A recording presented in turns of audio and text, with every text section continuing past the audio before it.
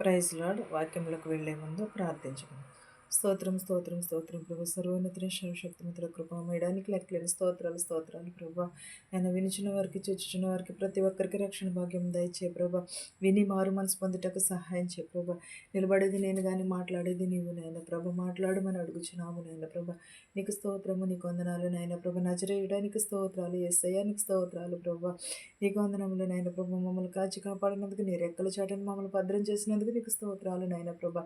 సర్వశక్తిమంతుడానికి స్తోత్రాలు ప్రభ. వేవేల దోతలతో కొని ఆడబడుచున్న దేవా నీకు స్తోత్రము, నీకు వందనములు నాయన ప్రభ. వాక్యంలో మీరుండి మాట్లాడండి ప్రభ. వాక్యంలో ప్రభ మేము అనుసరించి భాగ్యంలో దయచేయమని అడుగుచున్నాం ప్రభ.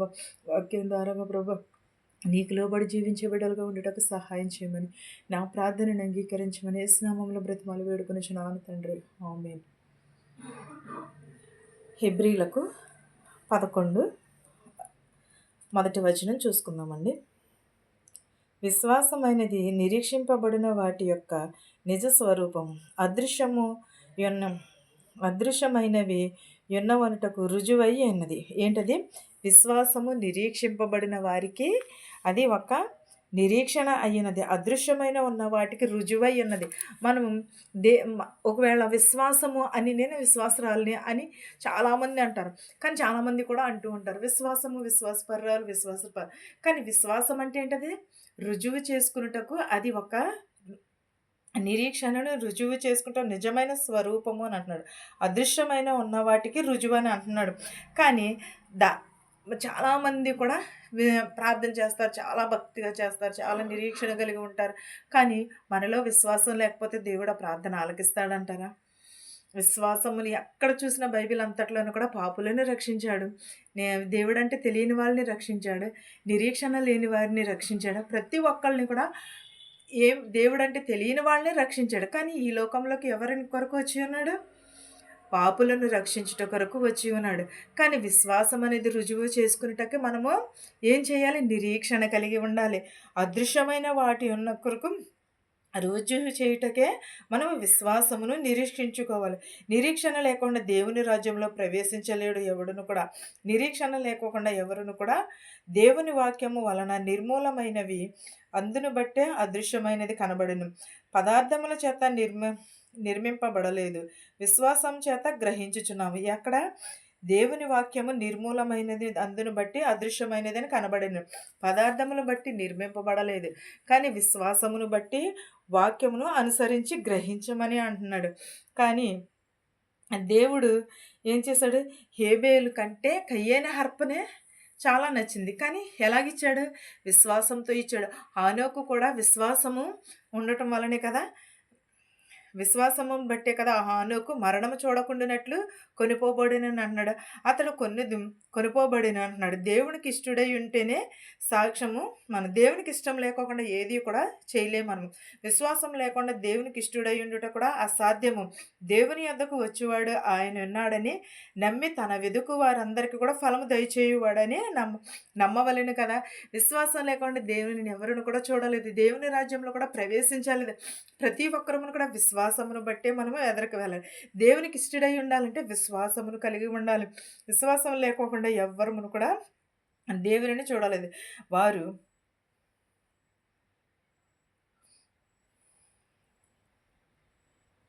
31 చూద్దామండి. వారు విశ్వాసము ద్వారా రాజ్యములను జయించిరి, నీతి కార్యములను జరిగించిరి, వాగ్దానములు పొందిరి, సింహపు నోళ్లను ముయిసిరి.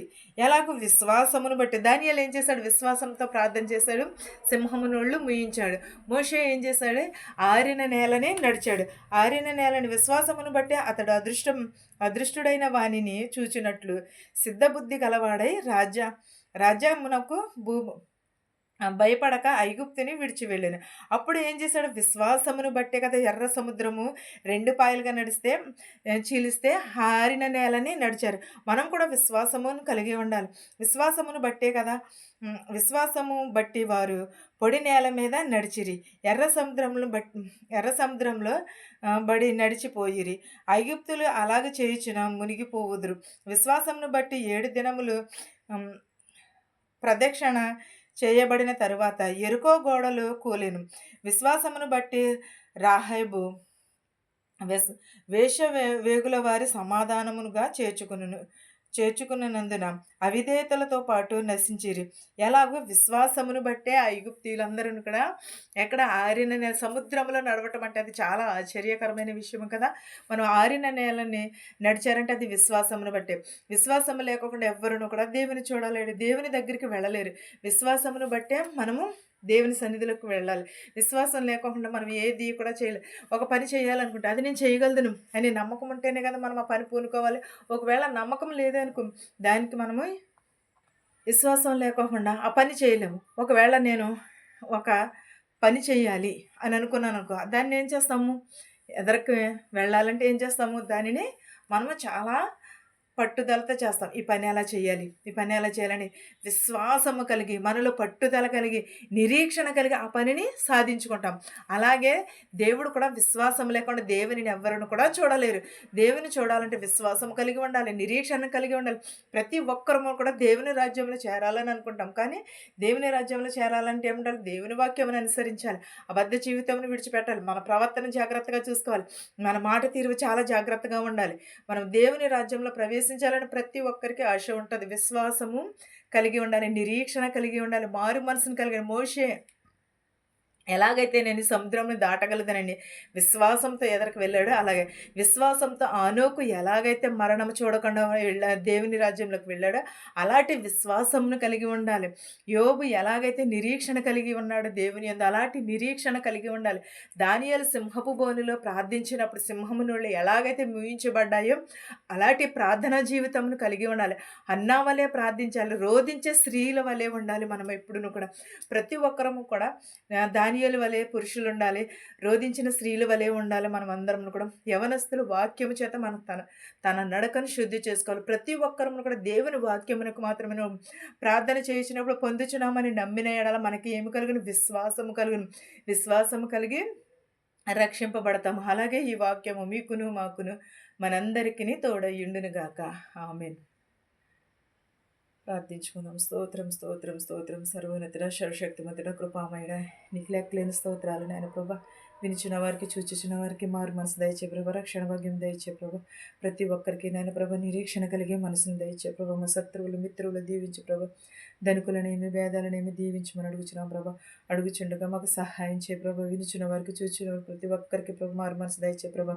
మా దేశాలని మా సంఘాలని దీవించినాను ప్రభా. రోగములతో వ్యాధులతో బాధపడుతున్న వారికి స్వస్థత దయచే ప్రభా. పిల్లలు లేని వారికి పిల్లలు దయచే ప్రభా. గర్భిణీ స్త్రీలకు సిలువైన కానుక దయచే ప్రభా. ఎవరెవరైతే ఏ వాహనంలో అయితే నడుపుచున్నారు ప్రభా వారి వాహనములను సురక్షితంగా చేర్చమని అడుగుచున్నాను నాయన ప్రభా. ఎవరెవరైతే ఏ చేతి పనులైతే చేసినారో ప్రభా వారి చేతి పనులను దీవించినాయన ప్రభా. ప్రయాణం చేసిన ప్రతి ఒక్క బిడ్డని ప్రభ క్షేమంగా వారి గృహాలకు చేర్చినాయన ప్రభా. అనేకమైన గృహాలలో ప్రభ శాంతి సమాధానం లేకున్నారు ప్రభా. వారందరికీ శాంతిని సమాధానమును దయచే ప్రభా. ప్రతి ఒక్కరికి నిరీక్షణ కలిగజేయమని అడుగుచున్నాను ప్రభా. నా ప్రార్థనను ప్రభ నీ పాసని చేర్చుకోమని యేసునామంలో బ్రతిమాలి వేడుకునిచున్నాను తండ్రి. ఆమేన్. పరలోకమందున మా తండ్రి నీ నామము పరిశుద్ధపరచబడును గాక. నీ రాజ్యం వచ్చును గాక. నీ చిత్తము పరలోకమందు భూమి నెరవేరినట్లున మా అనుదిన ఆహారం నేడు మాకు దయచేయము. మరణస్త్రాన్ని మేము క్షమించిన ప్రకారము మరణములను క్షమించుము. దృష్టి నుండి శోధన నుండి తప్పించుము. రాజ్యమును శక్తియు మహిమయు నిరంతరము నీవై ఉన్నావు మా తండ్రి. ఆమేన్. ఆమేన్. చూచిన వారికి వినిచిన వారికి సదాకాలం నీ కృపతోడై ఉండును గాక.